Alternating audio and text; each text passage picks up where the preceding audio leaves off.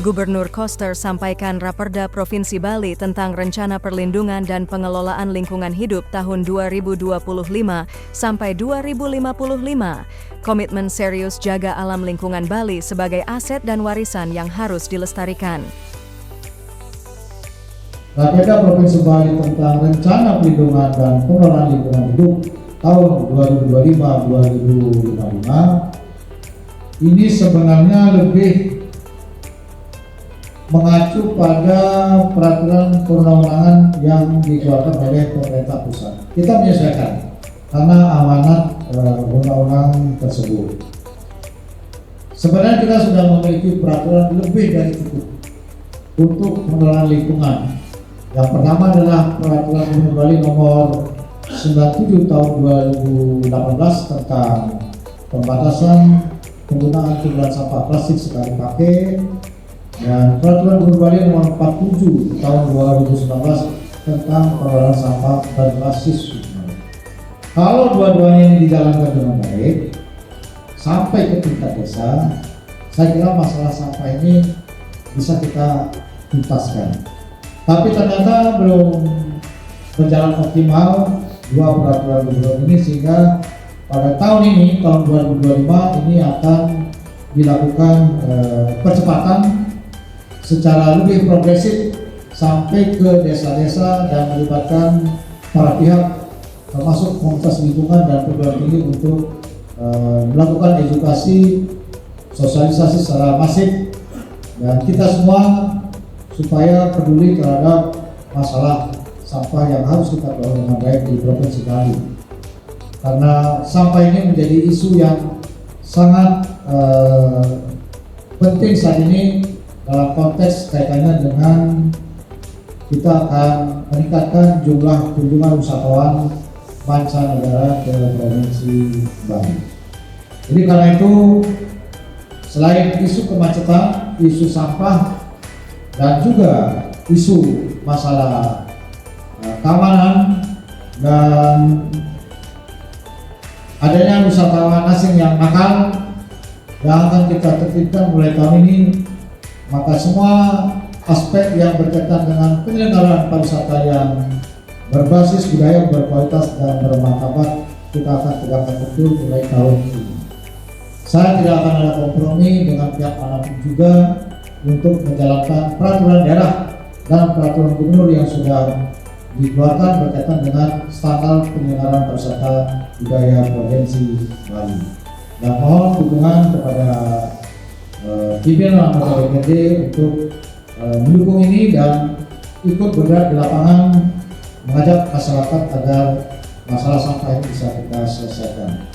Kita juga memiliki skema untuk menyelesaikan sampah yang berkaitan dengan sampah di kota-kota seperti Kota Denpasar dan Bandung, Gianyar, itu harus segera ditangani supaya Bali segera tidak lagi terus isunya sampah.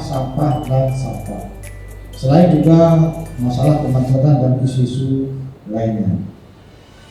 Dan saya perlu menyampaikan bahwa meskipun ada isu macet, isu sampah, dan isu-isu lainnya yang kurang baik terhadap pariwisata di Bali, jumlah kunjungan wisatawan mancanegara ke Bali tahun 2024 itu lebih tinggi dari tahun 2019 sebelum Covid. Sebelum Covid itu yang berkunjung ke Bali 6,2 juta lebih. 2024 6,3 juta lebih, bahkan hampir 6,4 juta. Jadi jelek pun Bali ini dikunjungi, apalagi kita bisa bikin bagus. Jadi karena itu ada hal-hal yang harus kita prioritaskan, kita solusi secara konsisten bersama-sama agar Bali ini semakin bagus, termasuk juga kapasitasnya harus kita tingkatkan ke depan. Karena itu kita harus bergerak bersama, ya saling menyalahkan satu sama lain. Saya izin yang melaporkan pada forum ini untuk masalah sampah saya pimpin langsung.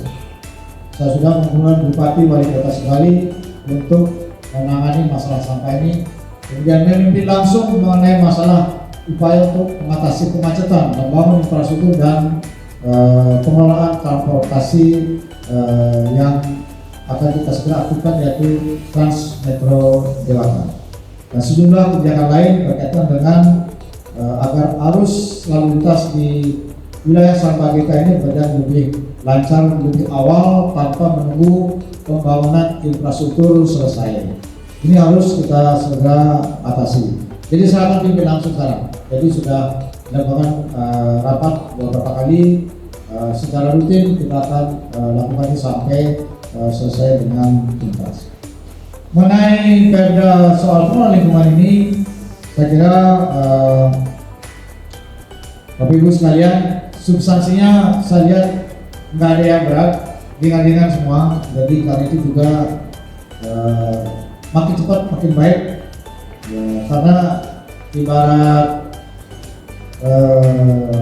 keluarga cucunya sudah lahir duluan, cucunya itu pergub, perdanya belakangan, undang-undangnya belakangan. Nah, itu jadi cucunya lebih dulu lahir daripada bapak dan kakeknya. Jadi kita sekarang di Bali sudah jauh lebih maju dalam pengelolaan lingkungan dengan peraturan gubernur, hanya saja belum optimal seperti yang kita harapkan, karena memang tidak mudah untuk mengajak masyarakat bertindak secara tertib dan disiplin. Ini tidak bisa dibiarkan terus. Kita harus mengajak masyarakat untuk tertib. Siapa yang membuat sampah, dia yang harus menyelesaikan. Jangan dia buat sampah diserahkan kepada orang lain untuk menyelesaikan. Kan tidak baik seperti sebenarnya. Dan kita juga salah kebijakan selama ini, kita yang memanjakan masyarakat, sehingga masyarakat itu menjadi sangat tergantung. Yang benar itu adalah mereka yang harus menyelesaikannya sendiri, seperti apa yang dilakukan di Jepang. Sangat tertib, sangat baik.